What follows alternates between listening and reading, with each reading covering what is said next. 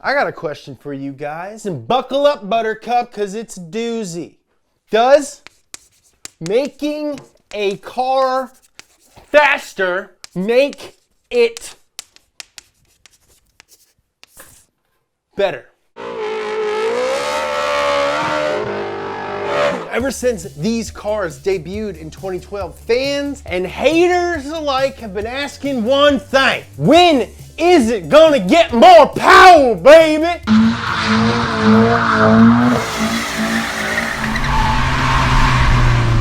Today, we're gonna look at the 86. We're gonna see how this seemingly conventional sports car is actually one of the most unique rides of the last 30 years, and finally answer the age-old Roman question.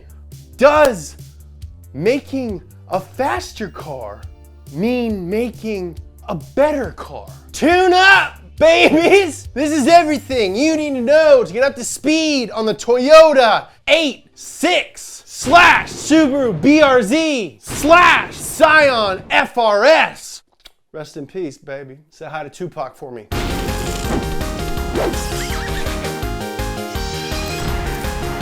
Before we get into it, I want to give a big old toot-tootin' thanks to Keeps for sponsoring this episode of Up to Speed. 2 out of 3 guys are going to experience male pattern baldness by the time that they're 35. But the good news is that Keeps can help you keep the hair that you already got. Prevention is key, and Keeps treatments can take up to 4 to 6 months or more to see results. So it's better to get started sooner than later. You don't even have to go to a freaking doctor. And that's good because no one should be leaving their house right now. All you gotta do is talk to a virtual doctor online. They prescribe you hair loss prevention medication, and it gets shipped right to your house every 3 months. No more awkward waiting room chit chat with other bald guys. What is this, a Cars and Coffee meetup?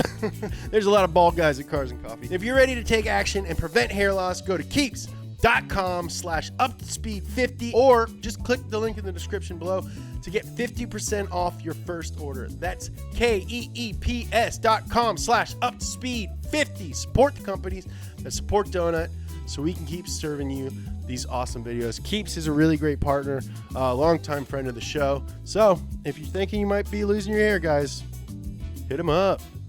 Chapter 1, why they built it. So for clarity's sake, let's go ahead and address the big old fat elephant in the room. Names. Toyota, Subaru, and the late Scion all produced versions of this car.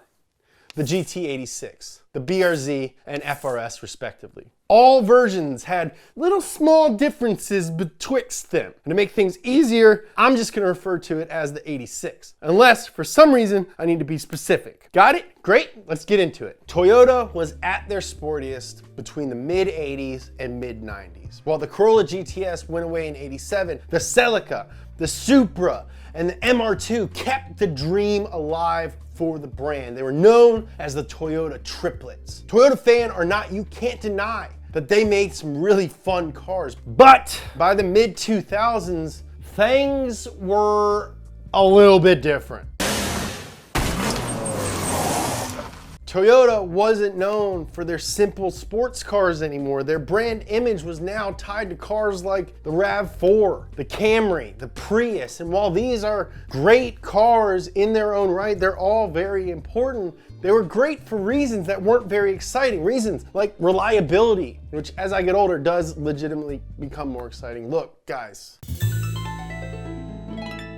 you're gonna meet people in your life that at first blow your socks off. They might be hot, they might wear cool clothes, but if they flake on you all the time and you can't be sure if they really want to hang out, then they might not be the one for you. And that's okay, because you deserve a car that starts every time, like a Camry or a Prius. That being said, Toyota wanted to be hot. It was time for Toyota to go back to school in Swerve City. In 2007, Toyota showed off a concept they hoped would get them back on the right track. It was called the FTHS concept. It was a front engine, rear-wheel drive car powered by a hybrid V6 powertrain. And it kinda looks like the GT86 that we know today, but honestly, not really. The bones were there though. And then in 2008, Toyota bought a $311 million stake in Fuji Heavy Industries. Fuji was the parent company of one of Toyota's competitors,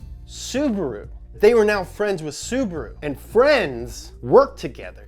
Now, at first it was reported that Subaru and Toyota were going to develop an SUV, but remember, Toyota wanted to be hot and SUVs are not hot. Subaru pitched a bunch of collab ideas to Toyota, and one of them was a sports car, and Toyota agreed with one stipulation. It had to be rear-wheel drive. The man Toyota chose to lead the project was a 20-year veteran of the company named Tetsuya Tada. Now, he had dreamed of building a sports car since he first arrived at Toyota, but had since spent his time as a chassis engineer on a lot of their less hot products. But when Tetsuya's boss, Toyota VP Akio Toyota, called him into his office, Mr. Toyota laid out his vision.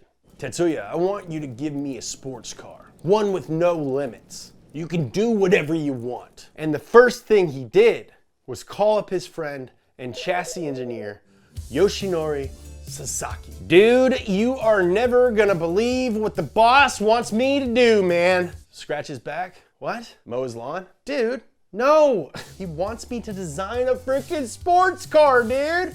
What? And I want you to give you a kiss? No, dude, I want you to help me. Really? Aw, thanks, man. That means a lot to me. This was his chance to make that dream come to fruition. One of the members on Tetsuya and Yoshi's team was a younger dude who apparently had owned at least 5 AE86s. Now, knowing these things, it should be no surprise at all that the sports car they would design would be small, light, and as simple as possible.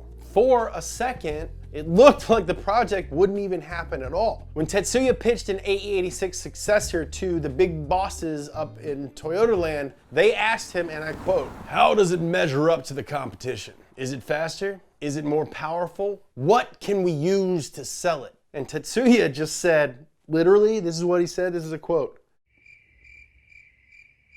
"Nothing. Nothing." The dude was gonna build a car whose only selling point was that it was fun to drive. His team didn't even have any concrete goals for the project. Usually when manufacturers make a car, they set lap time or acceleration benchmarks, but no, they didn't even do that. The new car would just be really good. And as a result, Toyota sat on the project for 6 months, but after some of the bosses drove a prototype that the team had built, apparently it blew their freaking minds off, and they allowed the project to continue. That's bold. Chapter 2, how they built it. The team looked through Toyota's family tree for inspiration. Even though the mid-engine layout of the old MR2 was the most sports car of Toyota's lineage, because most supercars are mid-engine, they just are, the team preferred a simpler layout of front-engine, rear-wheel drive. In the end though, it was Toyota's second ever Sportster, the Sports 800, that would lay the groundwork for this new car. The Sports had a teeny little Boxer engine under the hood. Since Boxers are pretty much flat, they can be put really low in a car, which dramatically lowers the center of gravity, which therefore improves handling.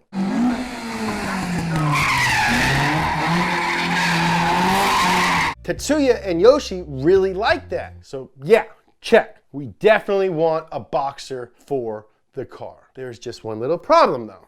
Toyota didn't make one. Fortunately though, that was their new friend Subaru's specialty. Now Subaru had been playing with Boxer engines since 1966, and at this point it was the only kind of engine that they used in any of their cars. Boxers operate like conventional engines, but they're sideways. Pistons travel perpendicular to the ground instead of vertically or diagonally. They're very balanced and very smooth. Subaru handled engine development for the project, adapting their existing FA20 2-liter engine with Toyota's D4S fuel injection system. The collaboration between the two new friends, Subaru and Toyota, resulted in the FA20D engine. Now, unlike a lot of Subaru's other engines, it's not turbocharged, which we'll discuss later. And as a result, it made a completely adequate 197 horsepower and 151 foot-pounds of torque. Numbers aside, this engine made the car super unique. How many other front engine, rear drive coupes can you think of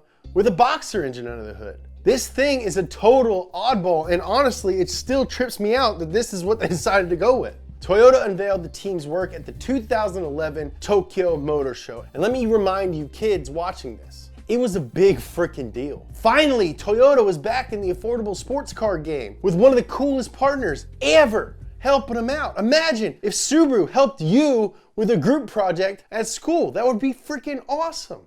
Subaru and Toyota would both sell the car under different names. Subaru called it the BRZ, and Toyota called it the 86, and Scion called it the FRS. Wait a second.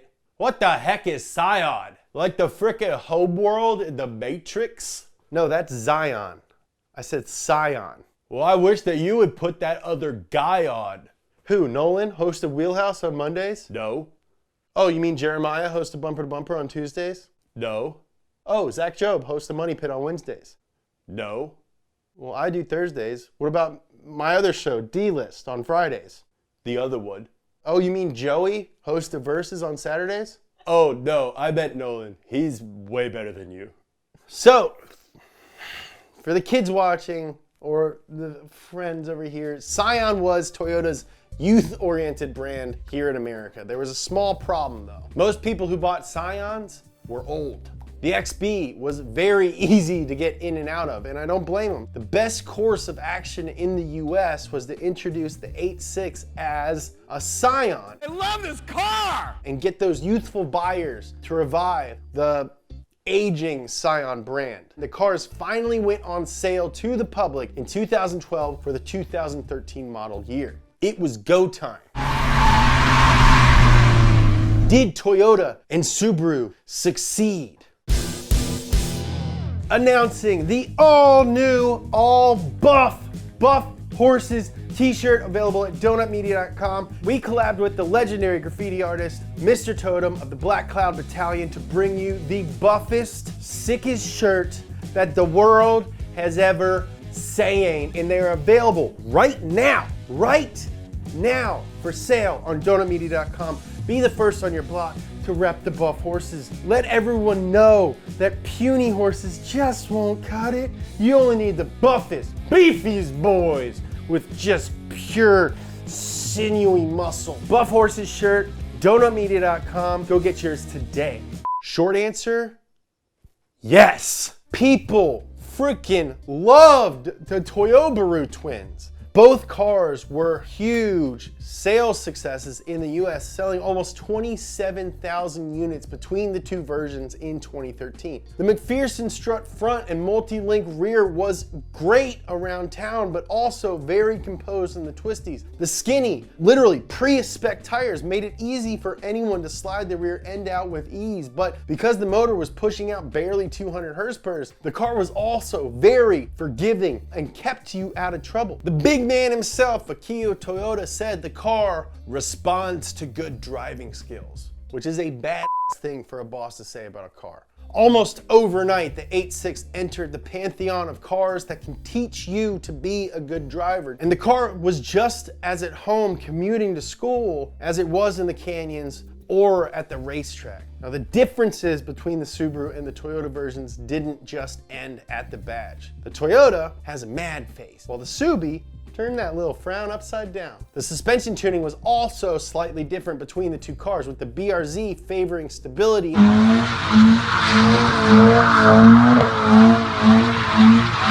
the FRS being more agile. It was official, baby. Toyota was back, baby, with a ton of help from Subaru. Chapter 3, the evolution. Right out of the gate, Subaru let their in-house performance division, STI, tweak the BRZ for even better performance. What they came up with was the BRZ TS, outfitted with Brembo brakes, stickier Michelin tires, STI suspension, a stronger, large diameter drive shaft, and some other small changes. STI produced only 500 of these things in 2013 for Japan only. It would be a while before America got anything like it. The US did get some special edition Toyobarus early on though, like the FRS release special in 2015. This thing only came in yellow and included upgrades like a very boost creepy body kit with quad tip exhaust, as well as some TRD lowering springs, but for the most part, everything underneath was the same, and people often criticized the special editions. The car really didn't see any huge changes until 2016 when Toyota sent Scion to the farm to live with all my childhood pets and started selling the FRS as a Toyota and formally changed the name to the 86. Now, both the 86 and the BRZ had styling refreshes. The BRZ still had a smiley face and the 86 now looked like, an angry fish. And it was around this time that public opinion around the twins started to shift. The car was a game changer back in 2012, recapturing the nostalgia for simple and agile compact cars of yesteryear. But after 5 years of production, the novelty had kind of worn off and people started seeing the 86 in a different light. And that light was slow. It's true, the 86 is not the fastest car out there. The FA20 with the fancy fuel injection pushes the car to 60 in 6.3 seconds. Now this car is one of the few newer cars that Nolan's Mustang could beat in a drag race. And for a couple years now, people have been begging Subaru to throw a turbo on the BRZ, and it makes sense. I mean, the 2015 WRX had a turbocharged FA20, which puts out 268 horsepower. The BRZ weighs 500 pounds less than the WRX. It would freaking fly with that motor in it, but it hasn't happened yet. Why not? In an interview with caradvice.com, Tetsuya Tada said that turbocharging the car would require a whole new platform. He says that the car's weight distribution is balanced just so, and that any extra weight under the hood, like a turbo, would upset the feel of the entire car. If you ask me, I would have done it anyway. And I designed a car. It's called the Pumphrey 502, so I think I know a thing or two about designing cool cars. Lack of boost notwithstanding, we in the States got a hopped up Toyota when Subaru finally brought over the BRZ TS, an exclusive 1 year run, which they brought back for the 2020 model year, minus the huge wing. And it was only available in one color, ceramic white. The 2020 TS is the factory Toyota Zenith, the pinnacle of what this platform is capable of off the showroom floor. So, what's next? Chapter 4, the future. The rumor mills have been a-churning, folks. According to Autocar and an Instagram post from All Car News, the next gen 86 was confirmed in a sales deck presented to Toyota dealers back in March. Autocar says the new car will be called the GR86, have an entirely new platform, and most likely make its power from Subaru's 2.4-liter Boxer engine, complete with a turbo! Hallelujah, Lordy, Lordy, thank you, all my boys! Now, obviously, this is just really great detective work on my part, and it hasn't been confirmed by Toyota themselves, but we should be hearing news soon, since the sales deck in question says that the car will be on sale next summer. Toyota, call me.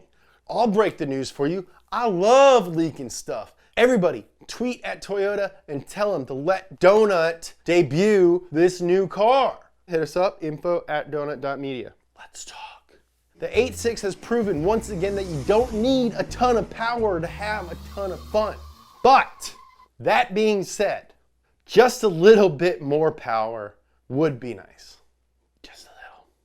Thank you guys so much for watching this video. This is my job. I can't believe it. I just sit in my garage and I yell about cars. I got two of my friends Skyping in. What are we on, Google Hangouts? Like I said earlier, we have a new video every single day. We're working hard to keep pumping out entertaining, educational car content for you guys to watch, and we appreciate all your support. We wouldn't exist without you. You want to make it official? Let's put a ring on it. Go ahead and hit that subscribe button. It is the best way to keep up with everything that we're putting out. I love you.